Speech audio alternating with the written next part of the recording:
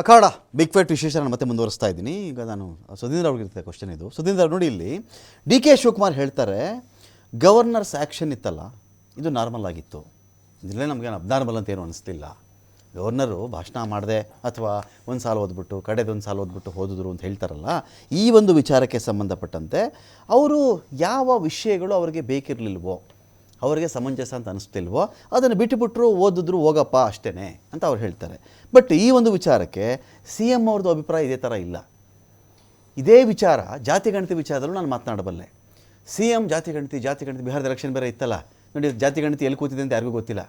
ಅದನ್ನೇನಕ್ಕೆ ಮಾಡಿಸಿದ್ರಿ, ಆ ತರಾತುರಿ ಆ ಜನಗಳಿಗೆ ಇದು ಮಾಡಿಸಿ ಆ ಶಿಕ್ಷಕರನ್ನ ಮನೆಗೂ ಓಡಿಸಿ, ನನಗೆ ಇವತ್ತಿಗೂ ಗೊತ್ತಿಲ್ಲ ಅದು ಆ ರಿಪೋರ್ಟ್ ಎಲ್ಲಿ ಹೋಯ್ತು ಗೊತ್ತಿಲ್ಲ.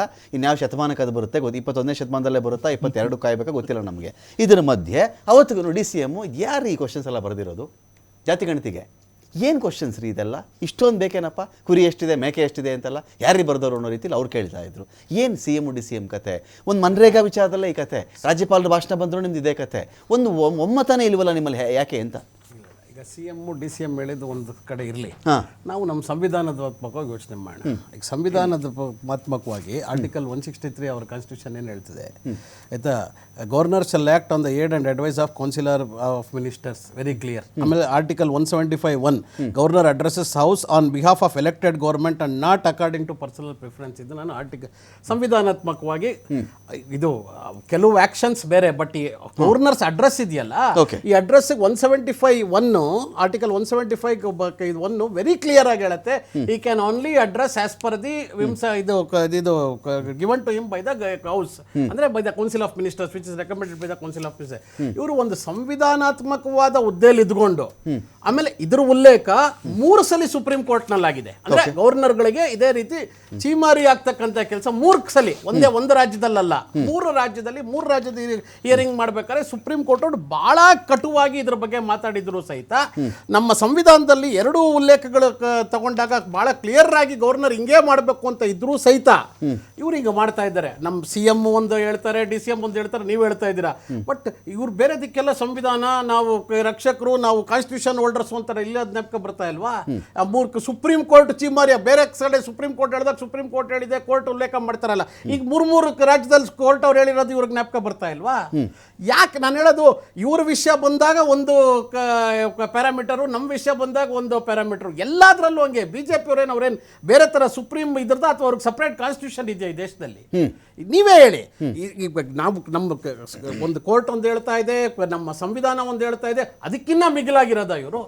1 ಲೈನು 2 ಲೈನು ನನಗದು ಸರಿ ಹೋಗ್ಲಿಲ್ಲ ಅಂದ್ರೆ ಯಾವ್ದು ಸರಿ ಹೋಗ್ಲಿಲ್ಲ ಯಾಕೆ ಹೇಳ್ಬೇಕು? ಇವಾಗ ಇವರು ನೀವು ಬಿಜೆಪಿ ದ್ವೇಷಕಾರ ಅಂತ ಭಾಷಣ ರಾಜ್ಯಪಾಲರಿಗೆ ಬರ್ಕೊಟ್ಬಿಟ್ಟು ಓದಿಸೋ ಪ್ರಯತ್ನ ಮಾಡಿದ್ದೀರಿ, ವ್ಯರ್ಥ ಪ್ರಯತ್ನ ಮಾಡಿದ್ದೀರಿ ನೀವು. ನಿಮಿಷ, ಅದ್ಯಾಕೆ ಇವಾಗ ಪ್ರೆಸಿಡೆಂಟ್ ಇದನ್ನೇ ಪ್ರೆಸಿಡೆಂಟ್ ನಮ್ಮ ಲೋಕಸಭೆಯಲ್ಲಿ ನಮ್ಮ ಇದು ಪಾರ್ಲಿಮೆಂಟ್ ಅಲ್ಲಿ ಪ್ರೆಸಿಡೆಂಟ್ ಬಂದು ರಫಾಲ್ ಡೀಲ್ ನೆಲ್ಲ ಹೊಗಳಿ ಎಲ್ಲ ಮೊನ್ನೆ ಭಾಷಣ ಮಾಡಿದ್ರು. ಅದರಲ್ಲೆಲ್ಲ ಸರಿ ಇದೆಯಾ? ಅದ್ರ ಬಗ್ಗೆ ಅವರು ಕೇಳಿದ್ರಲ್ಲಿ ಚಿಂತನೆಗಳಲ್ಲಿ ಯಾವುದು ಎಲ್ಲ ಕರೆಕ್ಟ್ ಆಗಿದ್ವಾ?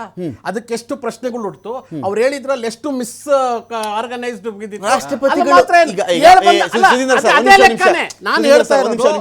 ರಾಷ್ಟ್ರಪತಿಗಳು ರಾಜ್ಯ ಪಾರ್ಲಿಮೆಂಟ್ ಅದು ರಾಷ್ಟ್ರಪತಿಗಳು ಅಲ್ಲಿ ವಾಕೌಟ್ ಮಾಡಿದ್ರ ಸ್ಟಾರ್ಟಿಂಗ್ ಅದನ್ನೇ ನಾನು ಅಲ್ಲಿಗೆ ಬರ್ತಾ ಇರೋದು. ಅವರೆಲ್ಲ ಹಂಗೆ ಮಾಡ್ಲಿಲ್ವಲ್ಲ, ಅಲ್ಲೇನು ಅವ್ರು ಹೇಳಿದ್ದು. ಈಗ ಎಲ್ಲ ಕಡೆ ಒಂದು ರೂಲ್ಸ್ ಒಂದ್ ಕಡೆ, ಇನ್ನೊಂದು ರೂಲ್ಸ್ ಒಂದ್ ಕಡೆ ಯಾಕೆ? ಆಮೇಲೆ ಒಂದೇ ಒಂದು ಹಿಂದಿನ ಡಿಸ್ಕಷನ್ಗೆ ಬಂದ್ಬಿಡ್ತೀನಿ. ನೀವು ಕರ್ನಾಟಕದಲ್ಲಿ ನೀವು ಧೂಳಿಪಟ ಆಗೋಗಿದ್ದೀರಾ ಹೇಳ್ಬಿಡಿ, ಹಂಗೆ ಹಂಗೆ ನಮ್ಮ ಸ್ನೇಹಿತರು ಹೇಳಿದ್ರು. ನೋಡಿ, ಕರ್ನಾಟಕ ಒಂದೇ ಅಲ್ಲ, ವೆಸ್ಟ್ ಬೆಂಗಾಲ್, ರಾಜಸ್ಥಾನಲ್ಲಿ 35 ಬ್ಲಾಕು 120 ಪಂಚಾಯಿತಿ, ಛತ್ತೀಸ್ಗಢ, ತಮಿಳುನಾಡು ಇದಷ್ಟು ಸ್ಟೇಟ್ ರೆಸಲ್ಯೂಷನ್ಸ್ ಅಡಾಪ್ಟ್ ಮಾಡಿದ್ದಾರೆ. ಬಿಹಾರ ಇವರೇ ಆಡಳಿತ ಮಾಡ್ತಾ ಇರ್ತಕ್ಕಂಥ ರಾಜ್ಯದಲ್ಲಿ ಕೂಡ 3 ಡಿಸ್ಟ್ರಿಕ್ಟು ಮತ್ತೆ 22 ಬ್ಲಾಕು ಅಂದ್ರೆ ತಾಲೂಕು ಪಂಚಾಯಿತಿಗಳು ಮನ್ರೇಗಾ ಬೇಕು ನಮಗೆ ವಿಜಿರಾಮ್ ವಿರುದ್ಧವಾಗಿ ಅಫಿಷಿಯಲ್ ರೆಸಲ್ಯೂಷನ್ ಪಾಸ್ ಮಾಡಿದ್ದಾರೆ. ಹಾಗಾದ್ರೆ ಅಲ್ಲೆಲ್ಲಾನು ಇವ್ರ ಆಡಳಿತ ಜಾಗದಲ್ಲೂ ಇವರು ದಿವಾಳಿ ಆಗಿದ್ದಾರೆ, ಅದಕ್ಕೆ ಮಾಡಿದ್ದಾರೆ ಅಂತ ಹೇಳಕ್ ಬರತ್ತಾ? ಸಂಖ್ಯೆ ಇಲ್ಲಿ ಇನ್ನೊಂದು ಏನು ಪ್ರಶ್ನೆ ಬರುತ್ತೆ ಅಂತ ಹೇಳಿದ್ರೆ, ಇಡೀ ವಿಚಾರ ಈ ಎಲ್ಲ ವಿಚಾರಗಳ ಬಗ್ಗೆ ಮಾತಾಡಬೇಕಾದಾಗ ಇವರೊಂದು ಜಾಹೀರಾತು ಕೊಟ್ಟರು ಅಂತ ಹೇಳಿ ಒಂದು ದೊಡ್ಡ ಚರ್ಚೆ ಕೂಡ ನಡೆಯಿತು. ಜಾಹೀರಾತಲ್ಲಿರ್ತಕ್ಕಂಥ ಕಂಟೆಂಟ್ ವಿಷಯ, ಗಾಂಧೀಜಿಯವರಿಗೆ ಒಬ್ಬ ವ್ಯಕ್ತಿ ಪ್ರಶ್ನೆ ಕೇಳ್ತಾನೆ, ಅವನ ಹೆಸರು ಸಂಗಪ್ಪ. ಆ ಕಂಟೆಂಟ್ ಬಗ್ಗೆ ನಿಮ್ಮ ತಕರಾರಿದೆಯಾ? ಸಂಗಪ್ಪ ಅಂತ ಬಂದಾಗ ಬಿ ಜೆ ಪಿಯ ಐಡಿಯಾಲಜಿಗೆ ಇದು ಸ್ಟ್ರೈಕ್ ಮಾಡ್ತಿದೆ ಅಂತ ನಿಮ್ಗೆ ನೋವಾಯ್ತಾ ಅಂತ? ಈಗ ಮೊದಲೇ ಸಂಗಪ್ಪ ವರ್ಸಸ್ ಗಾಂಧೀಜಿ ಕಮ್ಯುನಿಕೇಶನ್ ನಡೀತಿದೆ ಸಂಕೀರ್ಣ ಇಲ್ಲ ಮೊದಲನೇದಲ್ಲ ಪ್ರಶ್ನೆ ಬರುತ್ತೆ ಉತ್ತರ ಬರುತ್ತೆ ಈ ತರ ಇಷ್ಟು ಉದ್ಯೋಗ ಲಾಸ್ ಆಗ್ಬಿಡುತ್ತಪ್ಪ ಅಲ್ಲ ಆ ಜಾಹೀರಾತನ್ನ ನಾನು ನೋಡಿದ್ದೀನಿ. ಈಗ ಮೊದಲನೇದಾಗಿ ನಮ್ಮ ಕಾಂಗ್ರೆಸ್ನ ಮಿತ್ರರು ಹೇಳ್ತಾ ಇದ್ರು ರಾಜ್ಯಪಾಲರಿಗೆ ಅವರ ಒಂದಷ್ಟು ಆರ್ಟಿಕಲ್ 175 ನೆಲ್ಲ ಉಲ್ಲೇಖ ಮಾಡಿ ಅದರ ಬಗ್ಗೆ ಹೇಳ್ತಾ ಇದ್ರು. ಆದ್ರೆ ಈಗ ಇದೇ ಭಾಷಣವನ್ನ ತಾವೇನನ್ನ ರಾಜ್ಯಪಾಲರ ಹತ್ರ ಹೇಳಿಸ್ಬೇಕು ಅಂತ ಹೇಳಿ ನೀವು ಬಯಸ್ತೀರಿ, ಅದ್ರ ಜೊತೆಗೆ ವಂದನಾ ನಿರ್ಣಯಕ್ಕೆ ಏನು ಹೇಳ್ಬೇಕು ಅಂತ ಹೇಳ್ತೀರಿ ಅದನ್ನ ಮೊದಲೇ ಕೊಟ್ಟಿರ್ತಾರೆ. ರಾಜ್ಯಪಾಲರು ಅದನ್ನ ಓದಿ ಆಲ್ರೆಡಿ ಅದಕ್ಕೆ ವಿರೋಧ ಮಾಡಿದ್ದನ್ನ ಓದಲ್ಲ ಅಂತ ಕಮ್ಯುನಿಕೇಟ್ ಮಾಡಿದ್ರು ಕೂಡ ತಮ್ಮ ವ್ಯರ್ಥ ಪ್ರಯತ್ನ, ತಮ್ಮ ಸ್ವಾರ್ಥಕ್ಕೋಸ್ಕರ ನೀವು ಇದನ್ನ ಓದಿಸುವಂತ ಪ್ರಯತ್ನ ಮಾಡಿದಿರಿ. ಅವ್ರ ವಿವೇಚನೆಗೆ ಏನ್ ಬೇಕೋ ಅದನ್ನ ಏನ್ ಸರ್ಕಾರ ನನ್ನ ಸರ್ಕಾರ ಒಳ್ಳೇದು ಮಾಡ್ತಾ ಇದೆ ಅಂತ ಹೇಳಿ ಅದನ್ನ ಬಾಲಿಶ ಹೇಳಿಕೆಯನ್ನೆಲ್ಲ ಅದನ್ನ ಕರೆಕ್ಟ್ ಆಗಿ ಹೇಳ್ಬಿಟ್ಟು ಹೋಗಿದ್ದಾರೆ. ಏನಕ್ಕೆ ಅವ್ರಿಗೆ ಅಂದ್ರೆ ಈಗ ಅವ್ರಿಗೆ ಗವರ್ನರ್ ಘನತಾವೇತ್ತ ರಾಜ್ಯಪಾಲರಿಗೆ ಇವ್ರು ತೋರಿಸಿದಂತ ಗೌರವ ಎಂತದ್ದು. ಇದೇ 2011 ಸಿದ್ದರಾಮಯ್ಯನವರು ವಿರೋಧ ಪಕ್ಷದ ನಾಯಕರಾಗಿದ್ದಾಗ ಗವರ್ನರ್ ಬಗ್ಗೆ ಏನಂತ ಮಾತಾಡಿದ್ರು ಹಂಸರಾಜ್ ಭರದ್ವಾಜ್ ಅವರು ಇದ್ದಾಗ? ಯಾಕೆ ಅವ್ರಿಗೆಲ್ಲ ನಾಪಕ ಇಲ್ವಾ? ಕಾಂಗ್ರೆಸ್ ಅವ್ರಿಗೆ ಇವಾಗ ಹೇಳ್ತಾರಲ್ಲ ಆಗೊಂದ್ ನ್ಯಾಯ ಈಗೊಂದ್ ನ್ಯಾಯ ಅಂತ. ಕಾಂಗ್ರೆಸ್ ರಾಜ್ಯಪಾಲರು ಇದ್ದಾಗ ಅವ್ರಿಗೊಂದ್ ನ್ಯಾಯ, ಈಗ ಬಿಜೆಪಿ ರಾಜ್ಯಪಾಲರು ಇದ್ದಾಗ ದಲಿತರಿದ್ದಾಗ ಈ ರೀತಿ ಒಂದು ನ್ಯಾಯನ ಕಾಂಗ್ರೆಸ್ ಅವರು ಅದನ್ನು ಇರ್ತಾರೆ. ಇವರು ಸಂವಿಧಾನ ವಿರೋಧಿಗಳು, ದಲಿತ ವಿರೋಧಿಗಳು, ಇದೇನು ಹೊಸದಲ್ಲ, ಇದೊಂದೇ ಒಂದು ಉದಾಹರಣೆ ಅಂತಲ್ಲ, ಸುಮಾರು ಉದಾಹರಣೆ ಮಾಡಿದ್ದಾರೆ. ರಾಜ್ಯಪಾಲರು ಜಾತಿನೂ ಎತ್ಕೊಂಡ್ಬಿಟ್ರೆ ನೀವು ಇದರಲ್ಲಿ ಇನ್ನೇನ್ ಮತ್ತೆ ಒಬ್ಬ ದಲಿತ ರಾಜ್ಯಪಾಲರನ್ನ ನೀವು ಈ ರೀತಿ